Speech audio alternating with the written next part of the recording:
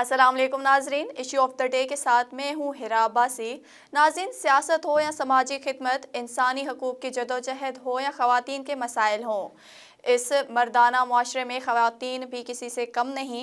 हैदराबाद में ऐसी कई ख़वातीन हैं जो बहुत ही हिम्मत और जस्तजू से आगे बढ़ रही हैं। इनमें सबीन जावेद साहिबा का नाम भी काबिल ज़िक्र है। मैडम सबीन आज हमारे स्टूडियो में मेहमान हैं, जिनसे हम मुख्तलिफ इशूज़ पर बात करते हैं। सबीन जावेद सोशल मीडिया पर भी काफ़ी सरगर्म नज़र आती हैं। मैडम, आपको आज के शो में वेलकम करते हैं। Thank you. सबीन साहिबा, सबसे पहले ये बताएं कि आपकी आजकल क्या सरगर्मियां हैं? पढ़ाई कर रही हैं या बस सियासत में ही मसरूफ़ हैं? Thank you very much for the invited me in this show. और पॉलिटिक्स के अलावा मेरी सोशल एक्टिविटीज़ भी हैं, लेकिन एज़ यू नो कि ये जो पूरा मंथ है ये तकरीबन बल्दियाती इलेक्शंस की कैंपेन में रहा है हमारा। और सोशल एक्टिविटीज़ चूँकि 15 दिन से नहीं थी और आज फर्स्ट डे मैंने एक्टिविटी की है और बस चलती जा रही हैं कैंपेन्स। मैडम, आप एक खातून होकर इतनी सरगर्म हैं, कभी दुश्वारियां तो पेश आती होंगी? बिल्कुल आती हैं, और being a female it's not easy to survive in male dominating society, but still we are standing or facing lot of problems in this situation. और बहुत सारे स्टंट के बाद भी मुझे लगता है कि आप पॉलिश हो जाते हैं और आप एक्सपीरियंस्ड भी हो जाते हैं। तो इतना आसान नहीं है, आप खुद भी एक फ़ीमेल हैं और आप समझ सकती हैं सिचुएशन को, चाहे वो कोई एजुकेशनल सेक्टर है या फिर कोई सोशल सेक्टर है। इवन कि अगर आप कॉलेज यूनिवर्सिटी में होते हैं तो वहाँ भी आपको इस तरह की सिचुएशन का सामना रहता है। बट अगर आप सही हैं तो आप अपने विजन पे खड़े रहें और इग्नोर करके आगे बढ़ जाएं। बिल्कुल, आप सही कह रही हैं, बिल्कुल ऐसा ही है। और सबीन साहिबा, आपने ख़वातीन के लिए बहुत काम किया है। आपके ख़्याल में हमारे माशरे में ख़वातीन के क्या मसाइल हो सकते हैं? देखिए, मसाइल तो डिफरेंट होते हैं ना, जैसे कि अभी मैंने जिक्र किया कि चाहे आप स्टूडेंट हों या फिर आप किसी सोशल एक्टिविटीज़ में हैं या फिर आप किसी पॉलिटिकल प्लेटफॉर्म को ज्वाइन करती हैं, तो it's not easy being a woman ना। लेकिन you have to survive, you have to face all the situation which is going on in our society. तो इसी तरह से जो है वो मसले मसाइल आप देखेंगे जब आप स्टूडेंट्स लाइफ से बाहर जाते हैं तो कॉलेज यूनिवर्सिटी में आजकल जो है वो यूनियंस बनी होती हैं, तो लोग नहीं चाहते कि जो है वो किसी भी तरह से लड़कियां आगे जाएं। और सम टाइम ऐसा होता है कि फैमिली से भी होते हैं आपको डोमिनेटिंग इश्यूज। ऐसा क्यों लगता है कि जो मर्द हजरात हैं ख़ास तौर पे, तो उनको ऐसा क्यों लगता है कि लड़कियां आगे ना बढ़नी चाहिए? ऐसा क्यों होता है?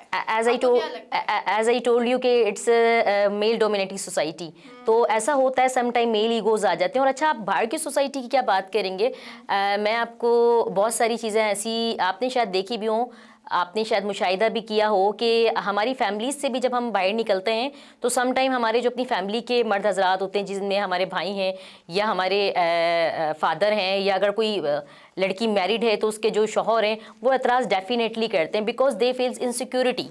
तो इनसिक्योरिटीज़ जो होती हैं उसकी वजह से आपको पता है कि सोसाइटी में एक लड़की होकर सर्वाइव करना इतना आसान नहीं है। तो ये इश्यूज़ तो आपकी फैमिली से शुरू होते हैं। जब मैंने ये प्लेटफॉर्म ज्वाइन किया, I was student when I was join this social media platform, और still I am facing all this situation.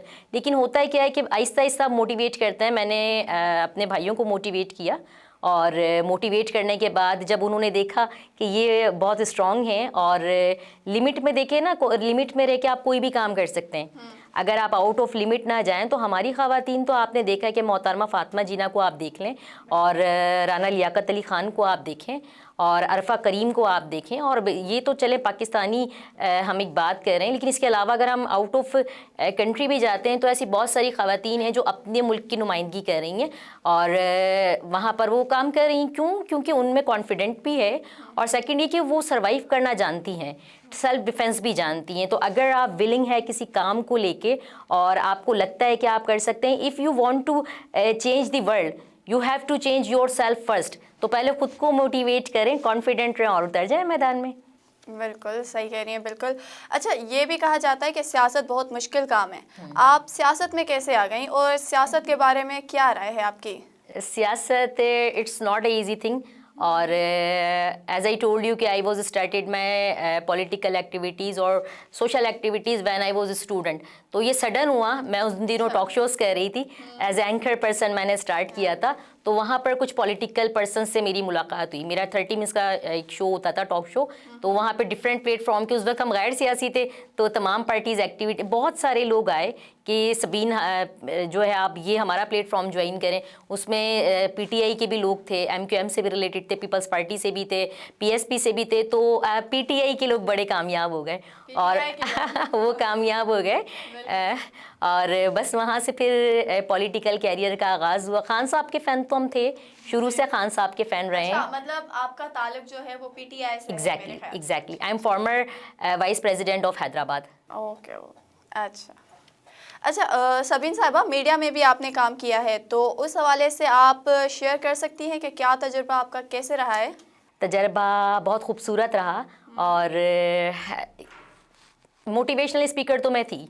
Domino से मेरे कैरियर का आगाज़ हुआ और वहाँ पे एज ए स्टूडेंट काउंसलर मैं वहाँ पर जो है वो स्टूडेंट की काउंसलिंग कर रही थी। तो वहीं पर मेरी मुलाकात नवीद फ़ारूकी से हुई, जो कि एक एचडी चैनल चला रहे थे। उसके बाद उन्होंने मुझे ऑफ़र किया कि Sabeen, why you don't join us. बस फिर टॉक शोज़ शुरू हो गए और 30 मिनट्स का मेरा एक टॉक शो होता था। बड़ा अच्छा रहा वो एक्सपीरियंस मेरा। वहाँ से ये होता है कि जब आप पॉलिटिकल लाइफ या सोशल लाइफ में होते हैं, स्पेशली मीडिया की लाइफ में, तो आपको बहुत सारे लोगों से जो है वो कोऑर्डिनेशन रहती है। डिफरेंट लैंग्वेजेस के लोग आते हैं, डिफरेंट कल्चर के लोग आते हैं, तो उनसे आपको सीखने के लिए मिलता है। तो वो मेरा लर्निंग प्रोसेस था और स्टिल ये मेरा लर्निंग प्रोसेस है। तो बस आप मिलते जाएं लोगों से और कुछ आप सीखते हैं और आप कुछ सिखाते हैं। अच्छा, मतलब आपने मीडिया से शुरू किया है और एग्जैक्टली। अभी भी आप मीडिया में हैं या फिर सियासत से ही आपका फिलहाल था? मैं ये बताती चलूँ, उस वक्त मैं खुद एक होस्ट थी और टॉक शोज से मैं जो है वो अपने गेस्ट को इनवाइटेड करती थी। फ़र्क इतना है कि मीडिया से आज भी कनेक्टेड है, लेकिन मैं अभी गेस्ट हूँ और आप होस्ट हैं।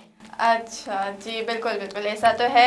वैसे भी कहा जाता है कि अगर सियासत में होते हैं तो मीडिया से वैसे ही ताल्लुक रहता है। अच्छा सबीन साहिबा, मुझे ये बताइएगा कि हाल ही में ही बल्दियाती इलेक्शंस हुए, तो उस पर आपका कैसा तजुर्बा रहा?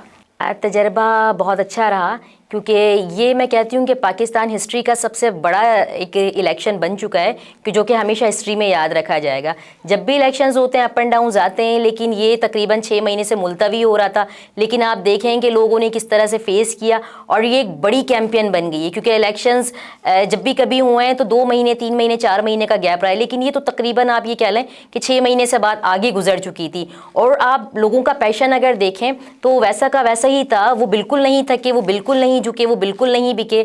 और एमक्यूएम लास्ट मूवमेंट के ऊपर जो है वो उन्होंने, आपको पता है कि हार मान ली और वो क्विट कर गए। तो ये पार्टी के फेवर में बात आई और पीटीआई ने बहुत सारी जगहों से विन किया है।